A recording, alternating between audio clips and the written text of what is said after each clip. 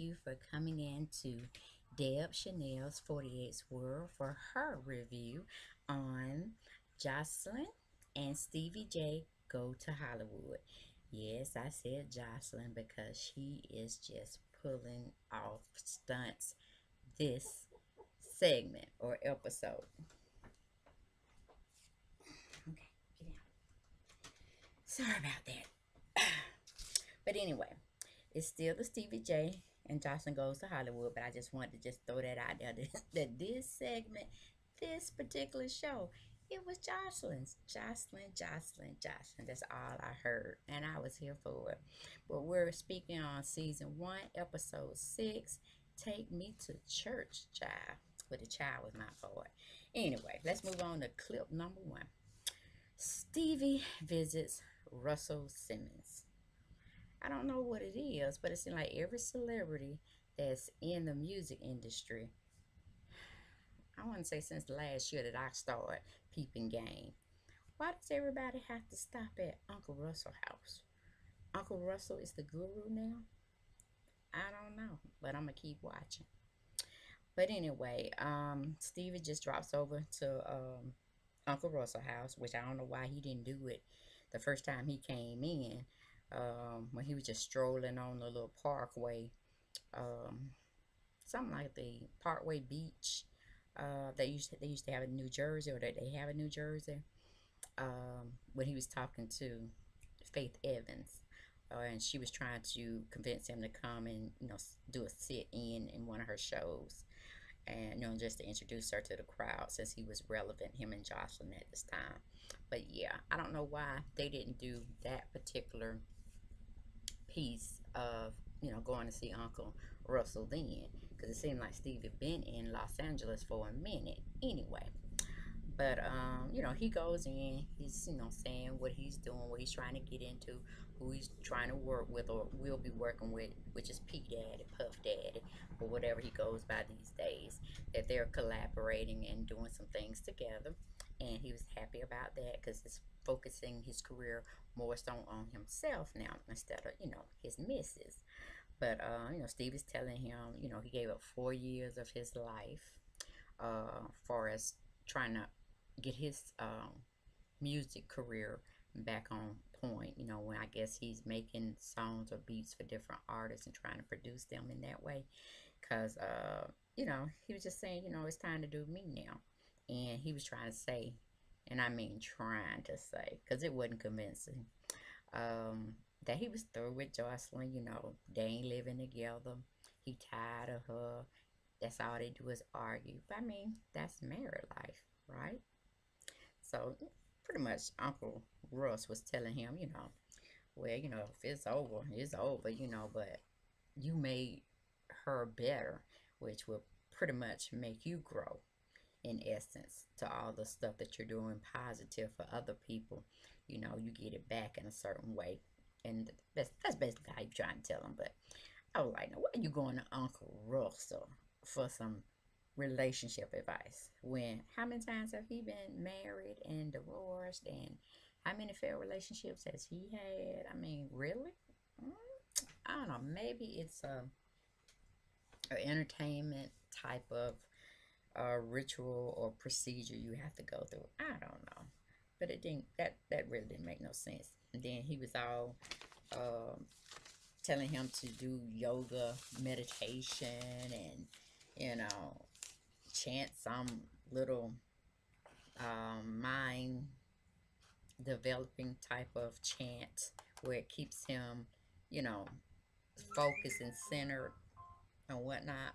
But anyway, Steve was sitting there thinking about everything else, hearing all the birds. He wasn't centered, he wasn't focused. He was just like, okay, I did my time. I'm leaving. Thank you. Bye bye. That was for that clip. And then we went to, they took it back to the Jordans. I like to say compound.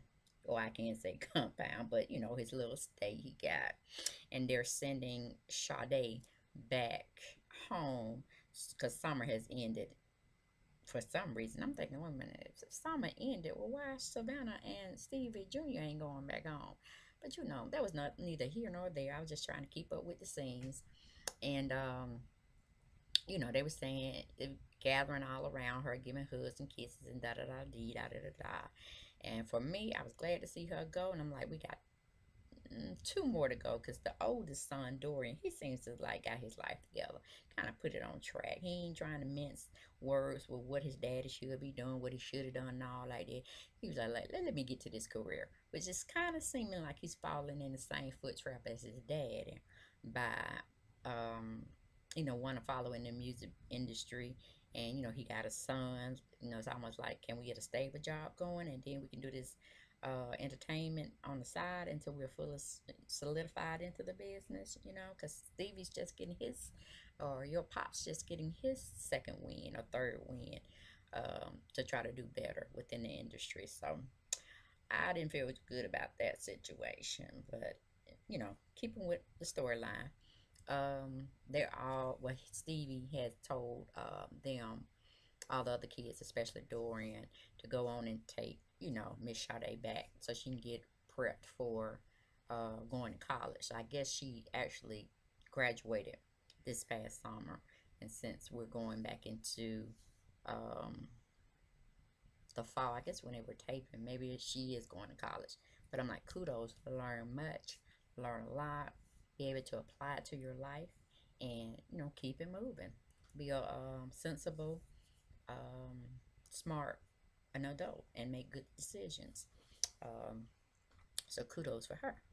But as all of the kids are parading around, giving Stevie all the little toys, because he's been designated to actually assist with babysitting, while they've been given the task to take their baby sister or their sister to the airport to make sure she gets off on her flight um, real well and on time.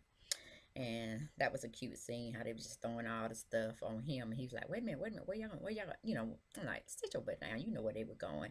And you knew more than likely you were going to be the scapegoat they was going to use to babysit, since you're grandpa now. So get used to it. But anyway, he pretty much wanted to stay there too, because they didn't show us the scene. But he, I'm sure he called Jocelyn, because he did say he wanted her to come over to see the baby Sade prior to her leaving. But of course, Jocelyn has her own agenda, and she's like, I'm gonna let you, them your kids. Yes, I'm married in.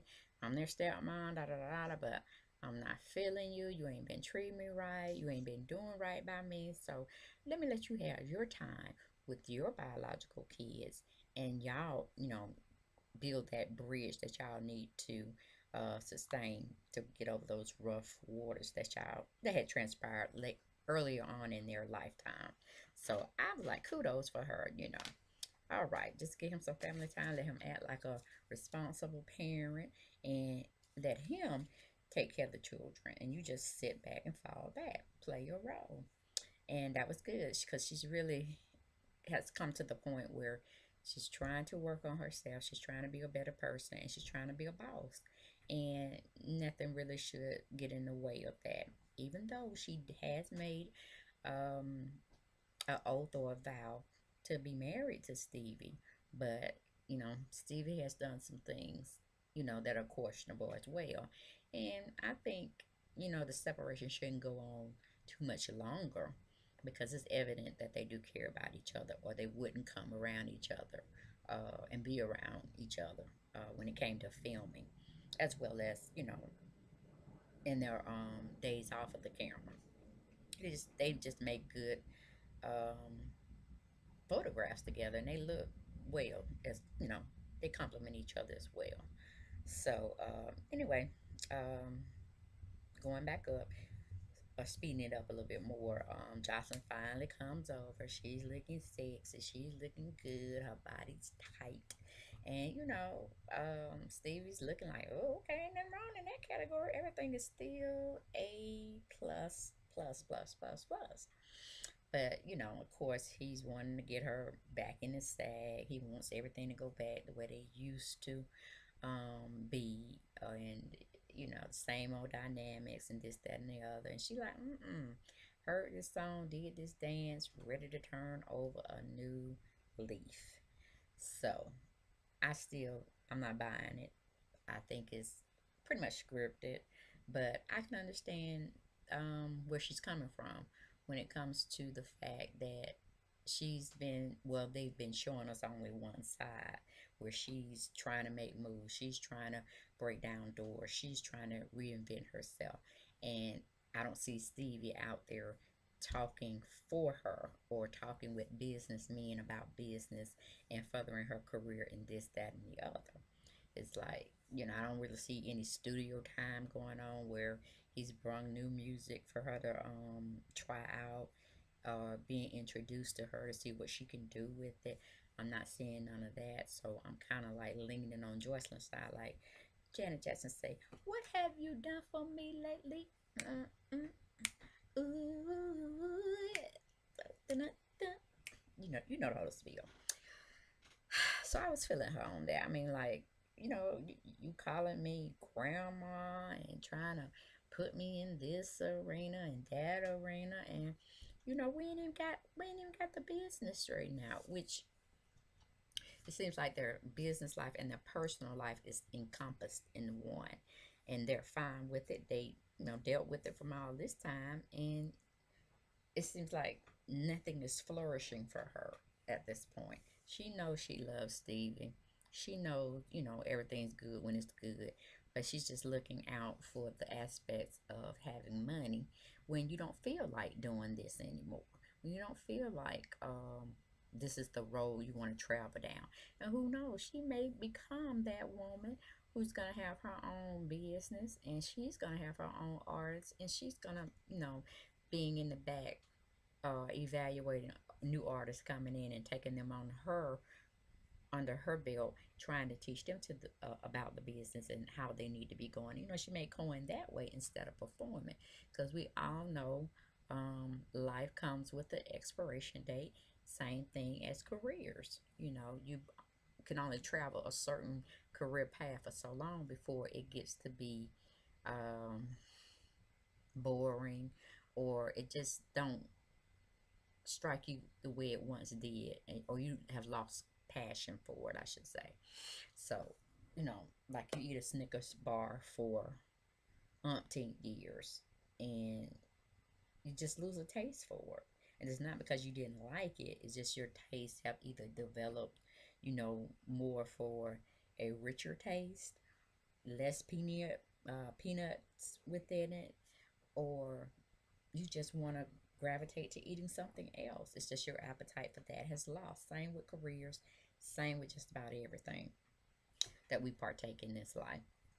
So I understood exactly where she was coming from, but I think Stevie was kind of coming from a more traditional side than a more contemporary type of viewing a relationship and a marriage, because he was like, okay, yeah, I want that too, but I also want you to be, home, preparing me meals, um, giving me sex when I want it, um, just to cuddle.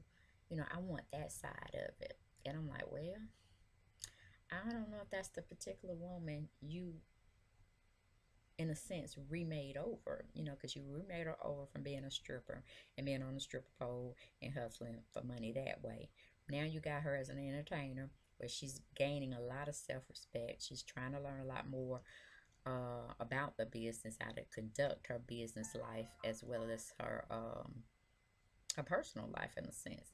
And it seems like everything's just thrown up in the air and she's trying to figure it all out as well as you, but it's your perspective on what she's doing that you feel that she's disrespecting you, which she's not really. But she's letting you know she not only has a beautiful body and she tries to maintain that body, but she wants you to look up to her brain.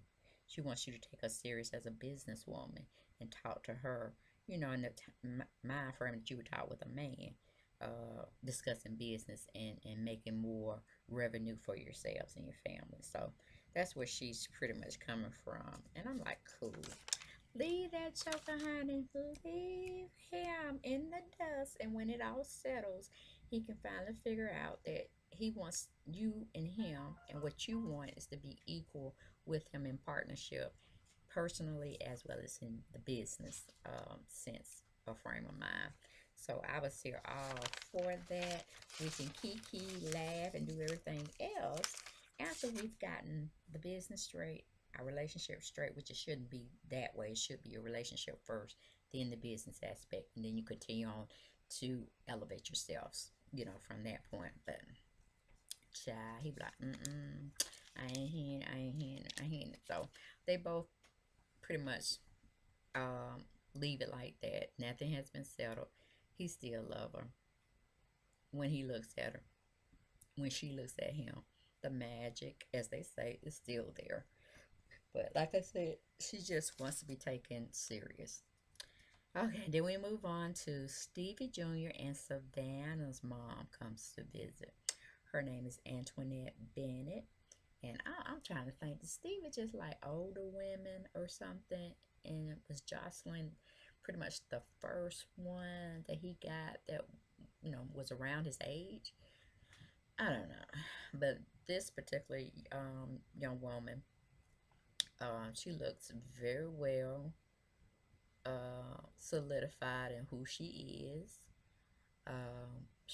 It seems that she know who she is.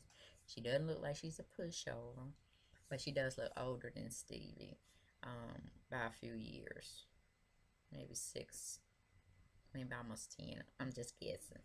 But anyway, she very well spoken, very she's not a flare what do you call it? She's not a flare out type of person. It's not like you would notice her if she stepped in a room. I wouldn't say she was like mm, meekly or anything like that. But very attractive woman, nice figure.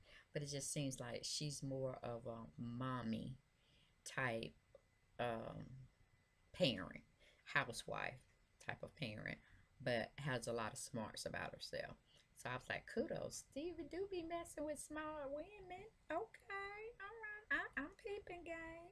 But you can tell she's a very loving mother. She has definitely raised both of her kids to be individual thinkers and very voiceful.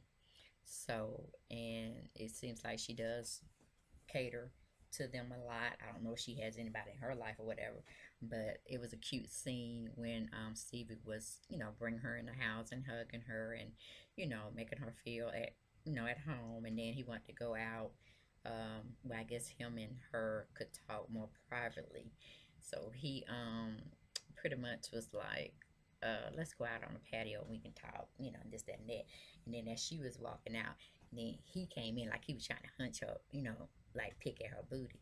And then Savannah, his, youngest daughter was like, well, not youngest daughter, but next daughter. She was like, leave my mama alone. You lost those privileges, da, da, da, da, da. So it kind of made me feel like the attacks that she was giving and Sade was giving, even though they had two separate mothers, um, Savannah wanted her dad to be back with her mother. Is that, that's what I'm thinking. So I said, okay, now I can see why the sly comments come from and this, that, and the other, because she do love her dad, but she love her mama more. No, I'm just only saying that because it seems like, she handled everything, far as with raising them, and they definitely respect her. Probably respect her a little bit more than Stevie, but it all is what it is. But I'm like, when is she going to school? I hope the next time when the next episode will come on, they are packing up to leave. I mean, don't get me wrong, Stevie Jr. Prince, love him all day long, cause he ain't up in Stevie J's and Jocelyn's business like Miss Savannah. And I'm like, please, Antoinette, take your baby home, because I think she's just coming from a standpoint where she wants her parents back together, and that's not gonna happen. I mean, I don't think she's gonna like any woman except for you and possibly Stevie getting back together. And we already see, no, I don't see no match in heaven. I don't even know how you got with Stevie, because it just seems like a mismatch there. I don't know whether I don't know. I didn't picture you, and I'm talking to you, Antoinette. Didn't picture you with Stevie. So maybe you do got good sex going on. I don't know. But that was just like an odd couple. But like I said, kudos to you for raising, two nice looking, intelligent um, individuals as young people. But keep Savannah off TV. I think she's trying to get that bug. They say you've been bit by the entertainment bug and you want to just get out here because Savannah needs to go to college. Well, first she needs to finish high school. Then she needs to go to college. If she wants to be a coach in basketball, that's her love or whatnot. Be a basketball coach, for a top university or maybe the W Women's Basketball Association. Do something like that. But do not be on TV trying to get your 15, 20 minutes of fame. And possibly down the road, if your dad continues to be in the industry, you may give all that up just to come to Hollywood when you can see how Hollywood has destroyed so many people's lives. It's just like going into a fun house and you don't come back out the same way, if I can make that as a clear analogy for you. Or tempting your fate with drugs. It's a 50-50 chance you won't get hooked, then it's a 50-50 chance you might get hooked. But either way, it's best to just keep yourself educated, um, stay on top of your grind when it comes to maybe owning your own business one day or being a top executive CEO for a company one day, because you definitely have the potential. I just don't want to see it wasted trying to go, play a role in Hollywood where, 50-50 chance, like I said.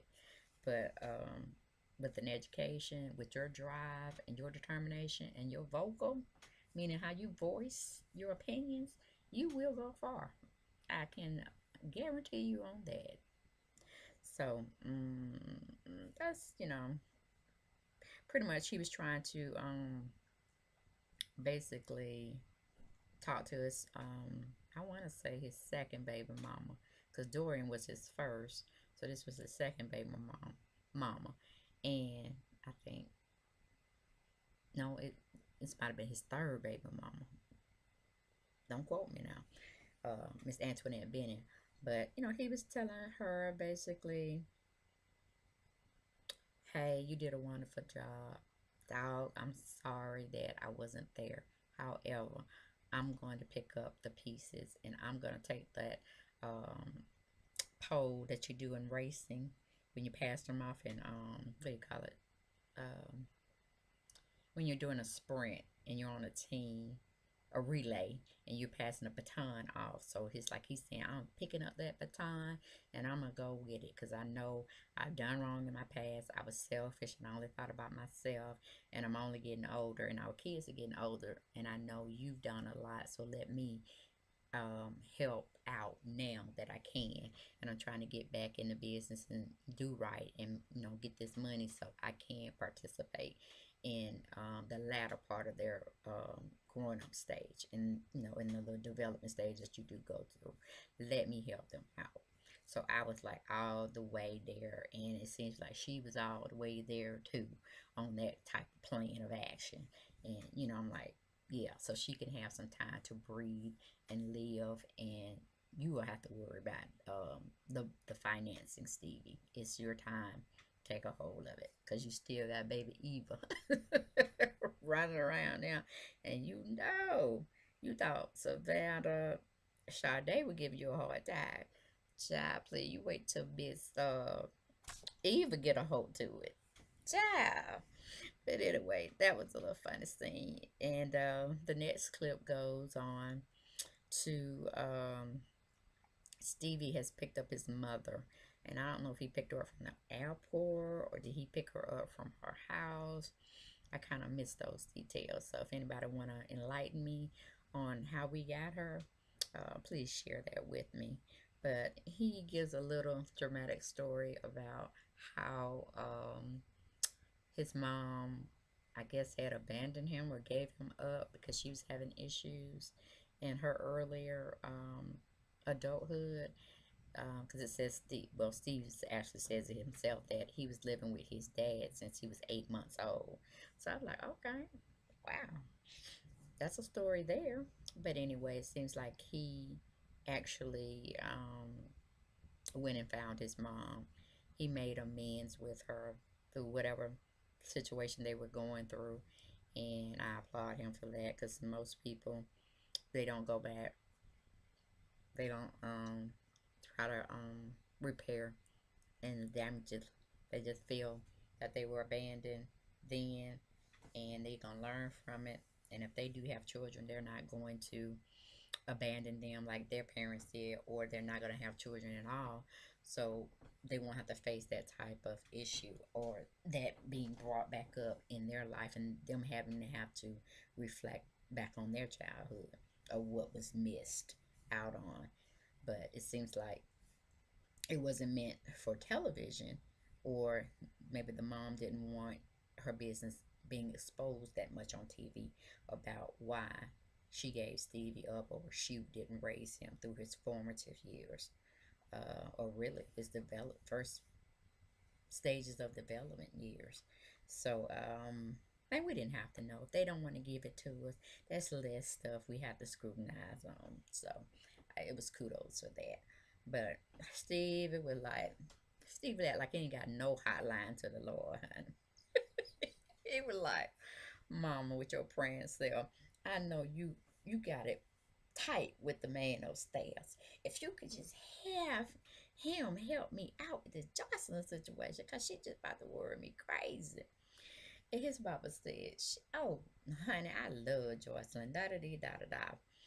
And what is she doing now? Because it's more so what you done did to her.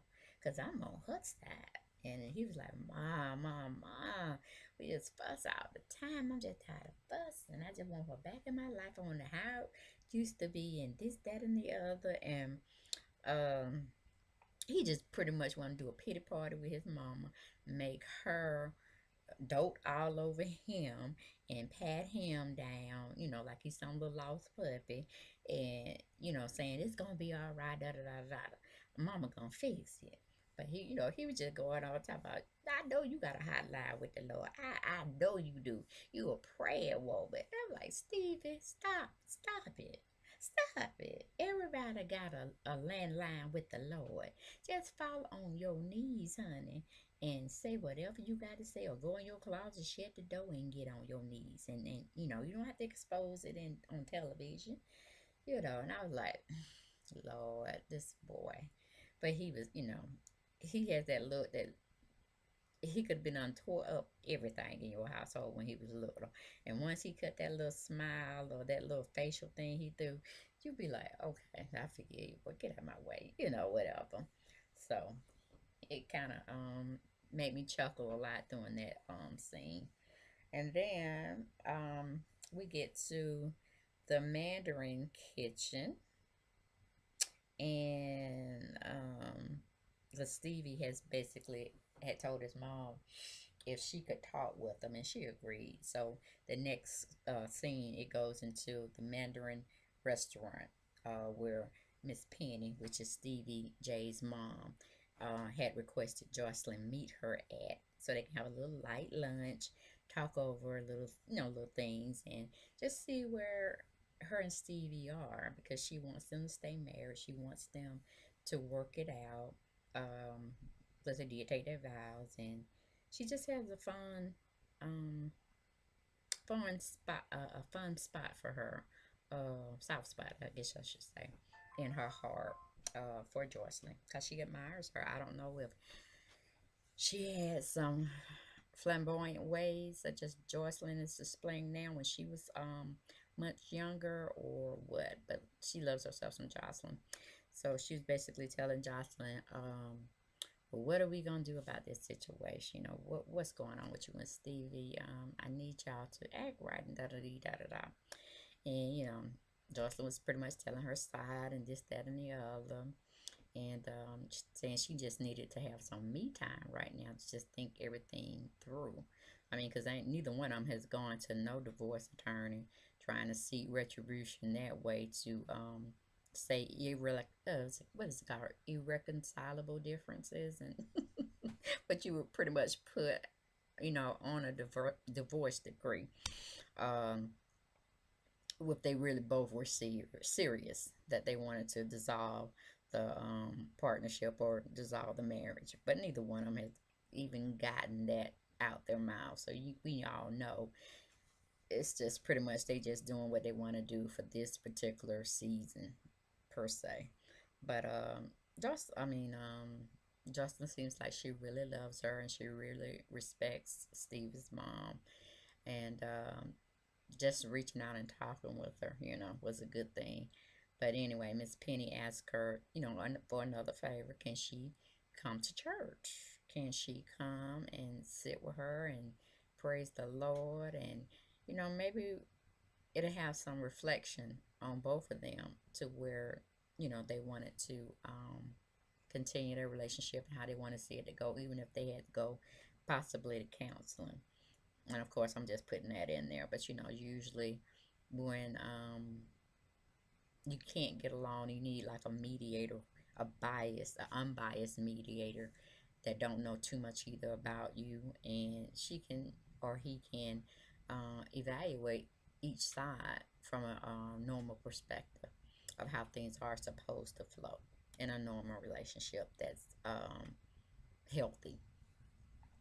And she's sitting up there saying, well, I don't know because, the tithing part has to play a part in it. Stevie want his 30%. It's pretty much like she was joking. And I kind of knew she wasn't going to come to no church. She wasn't feeling none of that. But she was just pacifying Miss Penny and, lightheartedly joking with her about that church thing, because I even peeped that. Jocelyn wasn't going to no church lady. I don't even know if Jocelyn know how to dress for church. But anyway, I was just teasing about that. Jocelyn, has her little raunchy type of apparel she likes to wear. But she does look nice in a lot of other outfits they have shown on her throughout this season and when she's on Love and Hip Hop Atlanta. So she knows how to dress for whatever type of environment or setting that she needs to be filmed in, or probably just her everyday living life in her own environments that she partakes of. So that was it for that scene. Then we move on to church time after they've all have gathered outside the church yard prior to going in. And again, here we go, Savannah and her confessions and her opinions on Jocelyn.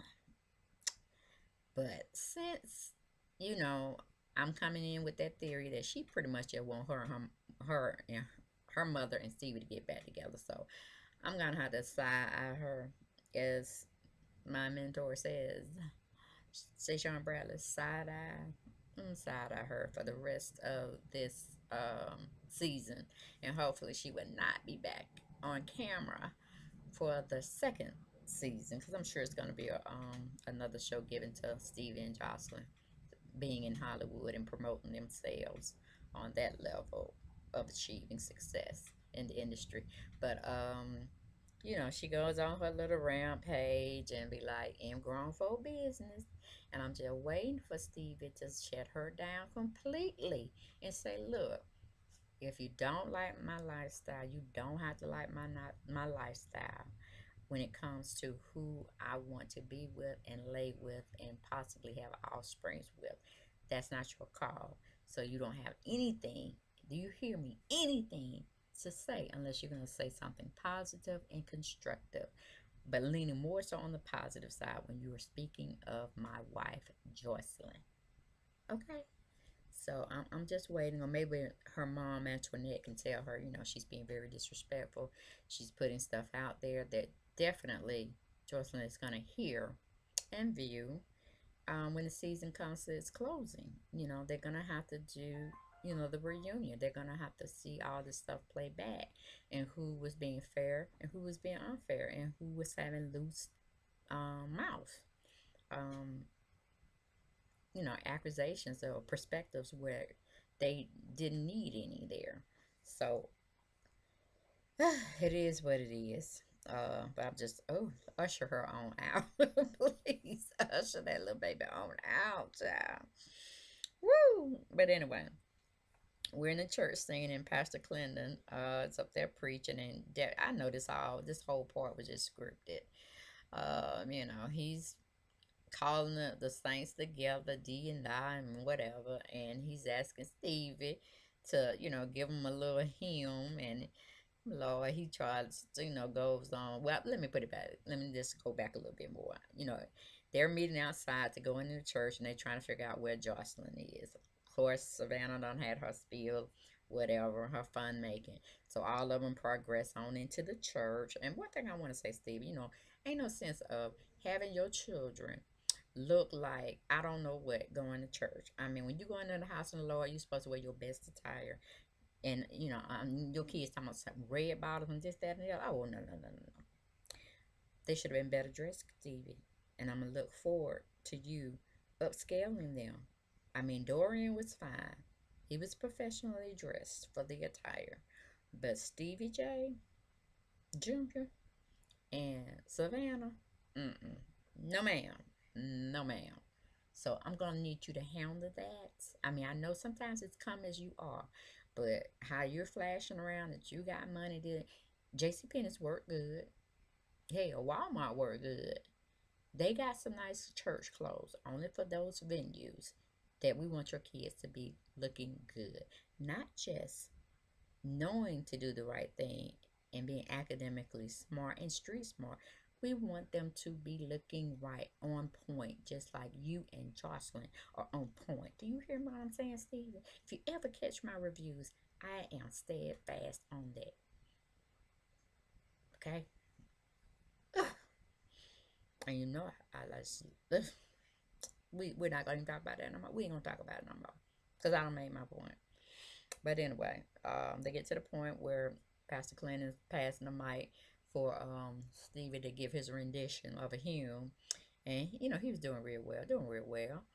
But, Lord, they wanted him, I don't know, he started shouting and showing all his cavities or his feelings in his mouth. And I'm like, wait a minute, wait a minute. I knew you were a producer or, a person to make and write music for artists and stuff, but singing ability.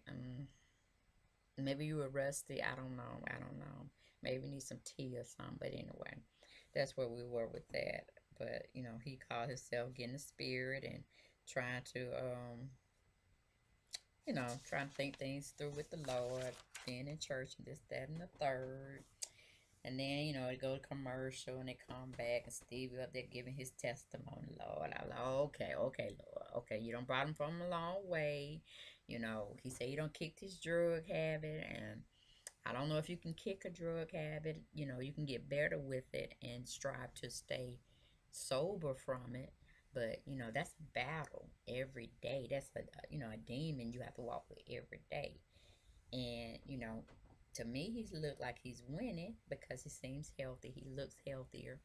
And, I just wish the best for him in that aspect of his life. Because, he's still a part of a stressful environment and with the music industry and their demands.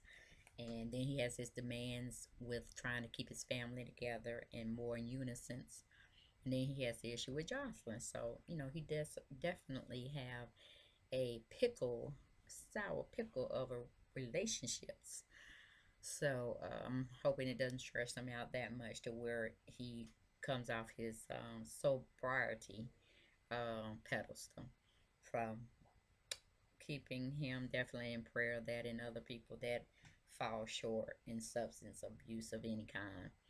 Um, but he was testifying, saying he's clean. He's been clean from the drug scene, from whenever he was let out of the institution he was in, and he moved away from Atlanta to go to Los Angeles, which pretty much that's where it all started from, is Los Angeles, or Las Vegas, getting into all these drug scenes, especially Hollywood, to test your endurance. They, send you to parties, and it's just like a free candy store with a substance abuse type of material or paraphernalia that you're introduced to you by others. And some people get hooked, some people don't. But you know, like I said, he went right back to the heart of the lion. You know, just like you putting your head back into that lion's mouth, and it can maybe get chopped off, or then maybe you know you will get out with your body intact. But it's hard. It's hard to be in the industry and not fall short by um, coming in contact with people that can get you certain things to pick your spirits up or make you have longevity when it's time to um, hone your craft a little more, whether it's singing on stage, doing touring, in concerts out of different cities and states and countries. You know, they feel or they're introduced to you, you know, drug paraphernalia to keep you on point, or what they feel should keep you on point, or rush your adrenaline to be able to do and act and feel how you need to feel, even if you're not really feeling that way on a normal basis. So, it was a good show. I liked it, all the begging and the pleading, you know, that Stevie tries to do to get Jocelyn, and she's playing her part. But again, I'm glad to see the children are going home. Hopefully, the other two, like I said, Stevie Jr. and Savannah, will pack up and leave next episode, so they can definitely get on their way to higher educating themselves and smartening themselves just a little bit more. But good scene. I appreciate it. And I look forward to giving you another review next week on the same topic. But the Academy Award goes to Jocelyn this particular segment. So be blessed, stay well, and always be vigilant. Thank you. Bye.